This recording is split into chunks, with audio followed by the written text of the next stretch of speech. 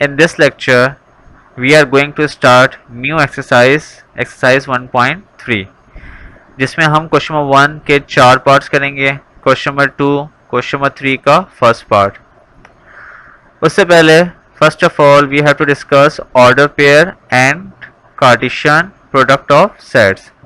अगर हम order pairs की बात करते हैं, उसके लिए मेरे पास एक इक्वेशन है x minus Y is equals to 5। अब x की जो वैल्यूज़ हैं वो गिवन है, x3 है, y माइनस 2 है, और इस इक्वेशन में x की जगह मैं अगर 3 पुट करता हूँ और y की जगह पे माइनस 2 पुट करता हूँ तो आंसर मेरा जो है वो 5 आएगा। यानी कि इस इक्वेशन को अगर देखें तो ये जो वैल्यूज़ हैं वो किसके इक्वल है, 5 के, और सॉल्व करने के बाद भी क्या है, 5 इज इक्वल टू 5।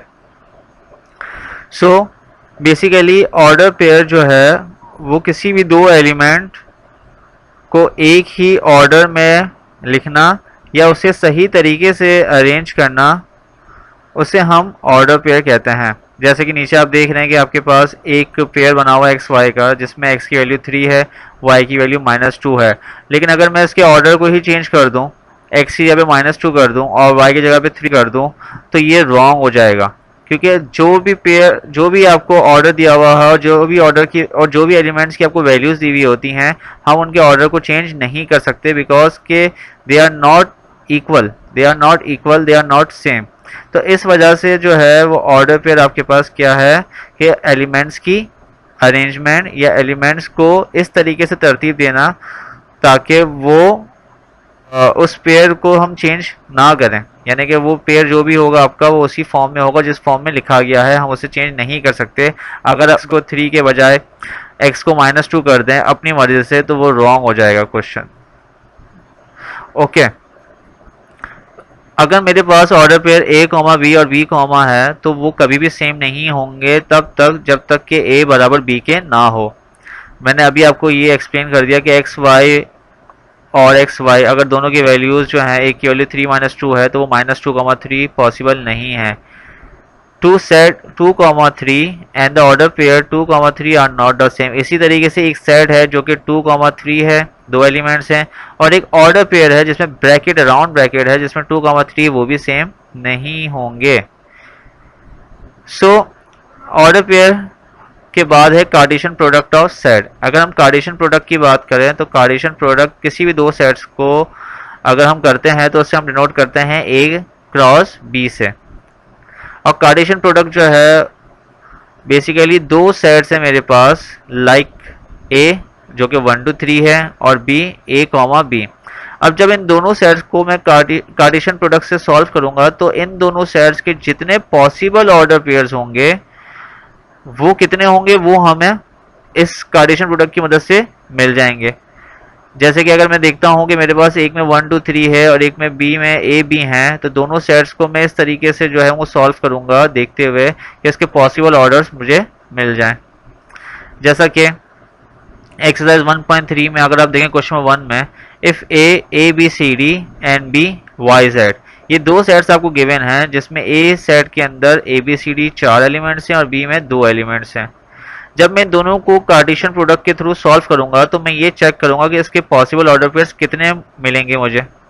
तो आई चेक करते हैं कि अगर मैं देखता हूँ सबसे पहले a को y के साथ, तो एक ऑर्डर पेयर a, y, फिर a, z मिल गया, फिर a ही b, y है, फिर b, z है। इसी तरह से फिर c, y है, फिर c, z है, फिर d, y, फिर d, z। तो इस तरीके से आपके पास ये ऑर्डर पेयर्स जो हैं वो आ गए through Cartesian product. Now next part is b cross a। b cross a में भी आपके पास वही जो है वो मेथड होगा जो कि आपने a क्रॉस b के लिए यूज किया। b आपके पास है y, z और आपके पास a है a b c d। तो अब इसके पॉसिबल ऑर्डर पेयर्स देखें तो y a के साथ, फिर y b के साथ, फिर y c के साथ, फिर z d के साथ। इसी तरीके से फिर z a के साथ, फिर z b के साथ, फिर z c के साथ, फिर z d के साथ। तो ये आपके पॉसिबल ऑर्डर पेयर्स जो हैं वो b क्रॉस a के आ गए। Now next is a cross a। a मेरे पास है a b c d और a ही मेरे पास है a b c d। अगर मैं इन दोनों को कार्टेशियन प्रोडक्ट या मल्टीप्लाई कर रहा हूँ तो मेरे पास जो है वो क्या आएगा, कितने पॉसिबल ऑर्डर पेयर्स आएंगे। सबसे पहले a आ गया आपके पास, फिर a, b है, फिर ए कॉमा सी, फिर ए कॉमा डी। इसी तरीके से बी ए, फिर बी बी, फिर बी सी, फिर बी डी, फिर सी की बारी तो सी ए हो गया, फिर सी बी हो गया, फिर सी सी हो गया, फिर सी डी हो गया, फिर डी हो गया, फिर डी बी, फिर डी सी और last one is D D. Now next है बी क्रॉस बी। तो बी की वैल्यू आपके पास है वाई जी क्रॉस बी की वैल्यू वाई जी। तो वाई वाई का एक ऑर्डर पेयर बन गया, फिर वाई जी का एक ऑर्डर पेयर, फिर जी वाई का, फिर जी जी का। तो इस तरीके से अगर आप कार्टेशियन प्रोडक्ट को सॉल्व करेंगे तो आपको जो है वो दो सेट्स को इस तरीके से उन दो सेट्स का इस तरीके से प्रोडक्ट निकालना है कि हमें उसके पॉसिबल ऑर्डर पेयर्स मिल जाएं। Next question is suppose that the order pairs x plus y comma 2 and 4 comma x minus y are equal, find x and y। अब इन्होंने कहा है कि आप सपोज करेंगे जो ऑर्डर पेयर्स आपको गिवन हैं वो एक दूसरे के इक्वल हैं और उसी की मदद से जो है वो x और y निकालें। अगर ये दोनों ऑर्डर पेयर्स एक दूसरे के इक्वल हैं तो क्या होता है, according to the order pairs given x plus Y जो है वो 4 के इक्वल आ जाएगा, क्योंकि आपके पास ये ऑर्डर पेयर्स जो हैं वो सपोज कर लिए कि वो एक दूसरे के इक्वल हैं।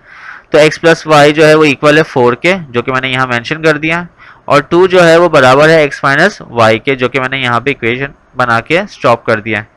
अब x plus Y is equal to अगर 4 है तो यहाँ से मैंने प्लस वाई को उठा के शिफ्ट कर दिया 4 के पास, तो वहाँ जाके वो माइनस हो गया। तो x is equal to 4 minus Y, equation number 1 का नाम देके स्टॉप कर दिया। Now put the value of x in equation 2। अब आप x की वैल्यू को जो है वो इक्वेशन नंबर 2 में पुट कर दें, तो equation number 2 becomes 2 is equal to X minus Y. अब x की वैल्यू आपके पास क्या है, ये रही, x की वैल्यू आपके पास ये है। अब आपने क्या किया, इसको जरा गौर से देखें, 4 माइनस वाई, जब आपने इस ब्रैकेट को ओपन किया तो आपके पास माइनस वाई जब आप सॉल्व करेंगे तो हो जाएगा माइनस का 2y। तो 4 माइनस 2y, तो अब आपके पास माइनस का 2y जब शिफ्ट होगा, जब माइनस का 2y आपका शिफ्ट होगा नेक्स्ट साइड पे, तो आपके पास क्या हो जाएगा, 2y is equals to 4 minus 2, और 2y इज इक्वल्स टू किसके इक्वल आ जाएगा, 2 के।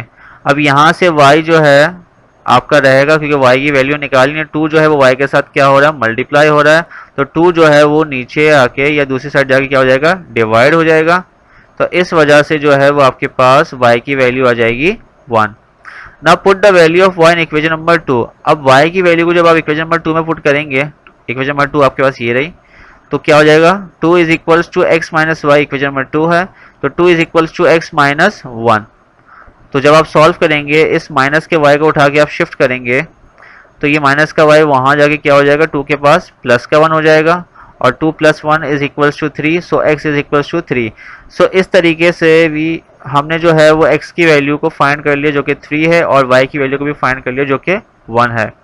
Now next question is let a is equals to ab, b is equals to 2 3 and c is equals to 3 4।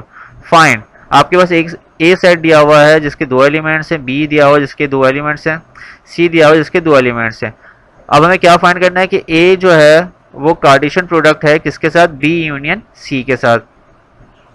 तो हमें सबसे पहले जो है b यूनियन c निकालना है, यानी कि first we find b union c, और b यूनियन c हम उसी तरीके से निकालेंगे जैसे हम निकालते हुए आ रहे हैं। आपके पास b का सेट दिया हुआ है, यूनियन c का सेट दिया हुआ है, तो b जो है वो आपके पास क्या है 2 3, और c जो है वो आपके पास 3 4। तो इस तरीके से यूनियन निकालेंगे तो क्या हो जाएगा 2 3 4। अब आपके पास a cross b union c, तो a मेरे पास a b है और b यूनियन c 2 3 4 है। अब इसके पॉसिबल ऑर्डर पेयर्स कितने होंगे, a 2 a 3 a 4 b 2 b 3 and b 4। सो आज के लिए इतना ही, थैंक यू सो